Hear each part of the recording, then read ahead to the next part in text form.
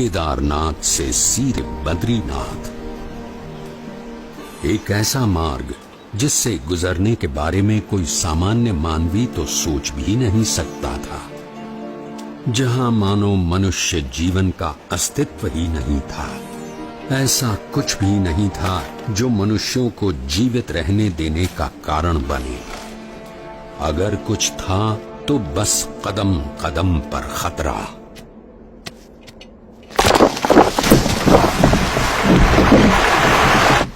शून्य के नीचे का तापमान जो पानी को पीने के लायक भी नहीं छोड़ता था।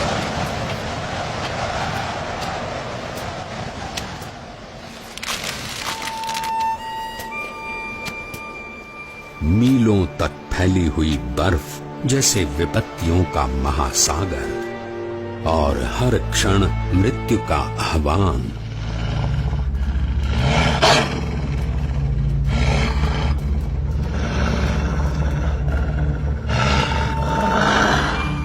पर केवल 11 वर्ष का एक बालक कृत निश्चयी था अपने ध्येय तक पहुंचने के लिए।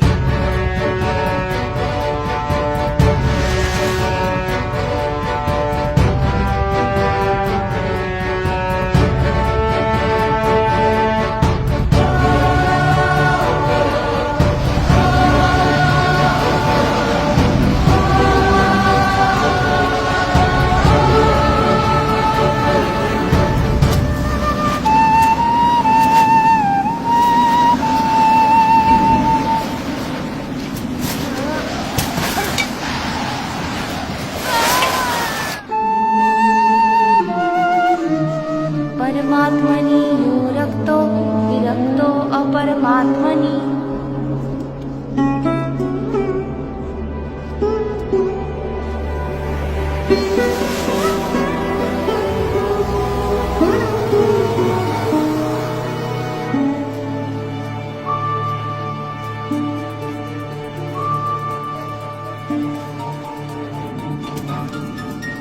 परमात्मनि यो रक्तो विरक्तो अपरमात्मनि।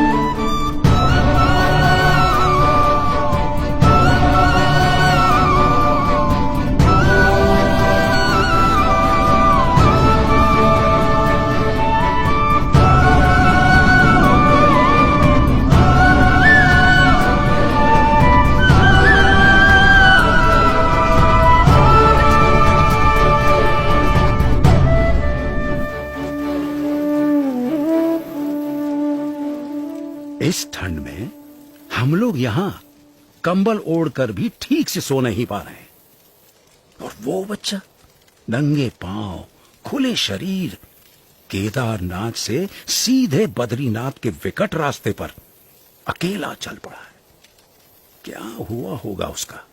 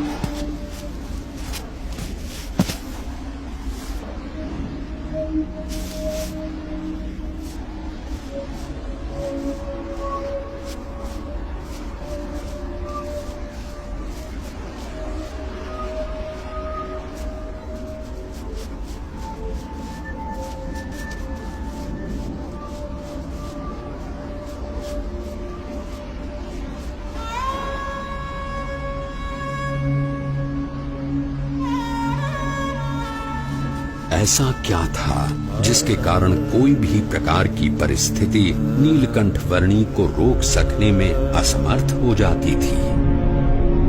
कभी हिम प्रपात तो कभी भयानक बारिश, अनजान और निर्जन रास्तों में जंगली जानवरों से आकस्मिक भेंट, अनजान रास्तों को समझकर पहाड़ियों और खाइयों के बीच में से भी रास्ता कर लेने की चुनौती, और आराम करने के लिए धरती का बिछौना और आकाश की चद्दर।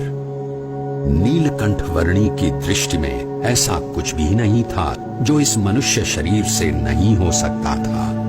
देह भाव से पर और मनोभाव से पर नीलकंठ वर्णी की आध्यात्मिक स्थिति ही ऐसी थी जो किसी भी परिस्थिति से ऊपर उठकर उनकी कल्याण यात्रा को आगे बढ़ाए रखती थी।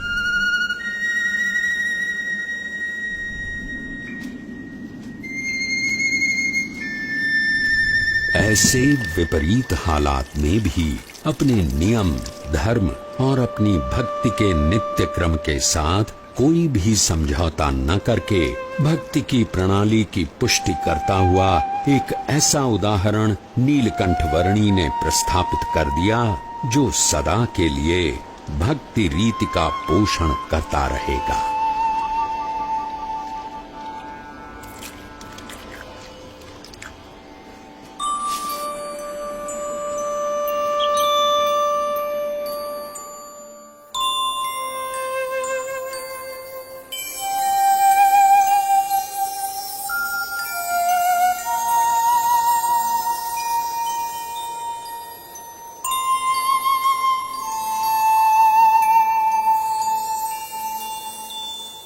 आज के समय में भी कई लोग साथ मिलकर बहुत सारी सुविधाओं के साथ जिसे पार करने के लिए हिचकिचाते हैं, वैसा केदारनाथ से सीधे बद्रीनाथ जाने का लगभग 75 किलोमीटर का मार्ग नीलकंठ वर्णी ने नंगे पांव, खुले शरीर, अकेले केवल 9 दिनों में पार कर लिया।